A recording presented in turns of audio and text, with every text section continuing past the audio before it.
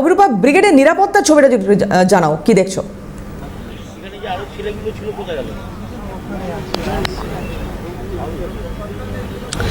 দেখো, নিরাপত্তার কড়া বেষ্টনী থাকছে প্রধানমন্ত্রীর সভাকে কেন্দ্র করে। কলকাতা পুলিশ সূত্রে যেটা খবর, এই গোটা সভার দায়িত্বে থাকছেন এডিজি কোস্টাল হরিকিশোর কুসুমাকার, এবং এই গোটা ব্রিগেডের যে সভাস্থল, সেই সভাস্থল জুড়ে এই কলকাতার পেরিফেরি যে এরিয়াটা রয়েছে ব্রিগেড সংলগ্ন এলাকা, তাকে বেশ কিছু জোনে ভাগ করা হয়েছে।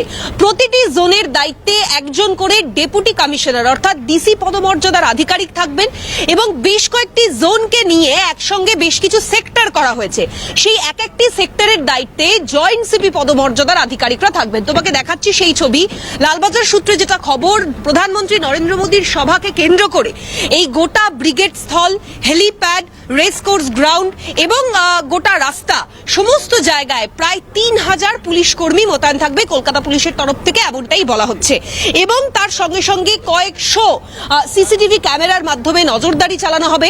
এবং প্রধানমন্ত্রীর সভাস্থলের আশেপাশের যে এলাকাগুলো রয়েছে সেগুলি যেহেতু নো ফ্লাইং জোন, ফলে হাই সেন্সিটিভ অ্যালার্ট স্যাটেলাইটের মাধ্যমে যেমন নজরদারি চালাবে লালবাজার হেডকোয়ার্টার, ঠিক তেমনই হাই রাইজ থেকেও চলবে নজরদারি।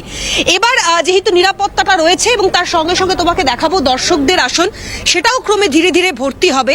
এবং বহু জায়গা থেকে কর্মী সমর্থকেরা আসতে শুরু করেছেন। দুপুর 2টোর পর থেকে শুরু হবে মূল কর্মসূচি। যারা এসেছেন তাদের সঙ্গে একটু কথা বলে জানার চেষ্টা করি কোথা থেকে এসেছেন আজকে। আমি এসেছি বাটনগর মহাশালয় থেকে।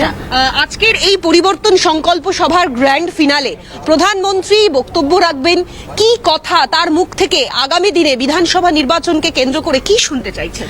শুনতে চাইবো কি, উনি হচ্ছে কি যে মানে আমাদের এখন যে দেখা যাচ্ছে যুদ্ধ পরিস্থিতি, সেখানে উনি মানে জাহাজটা যে নিয়ে এসছে এরকম ভাবে, তো ওনাকে মানে যারা বিরোধী করছে ওরা অ্যাকচুয়ালি ওনার বিরোধী করছে না, ওনার বিরোধী করতে দেশ বিরোধী করে ফেলছে। বিরোধী থাকার দেশ বিরোধী হওয়ার মধ্যে যে ডিফারেন্স, সেটা মানুষকে বুঝতে হবে, যেটা তৃণমূলের লোকরা একদমই বুঝতে পারছে না ওরা পার্টি করতে গিয়ে।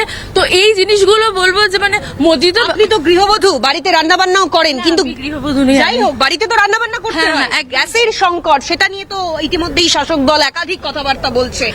মানে নরেন্দ্র মোদীর হাত ধরে এই সংকট মিটবে বলে আশা রাখছে। অফকোর্স মিটে গেছে, কারণ হচ্ছে কি যে মানে অভিরূপা, আমাদের তো তোমাকে ধন্যবাদ জানাচ্ছি। অভিরূপা সাহা আমাদের প্রতিনিধি ছিলেন, সরাসরি ব্রিগেড সভাস্থল থেকে সেখানকার সিকিউরিটির ছবিটা তুলে ধরছিলেন।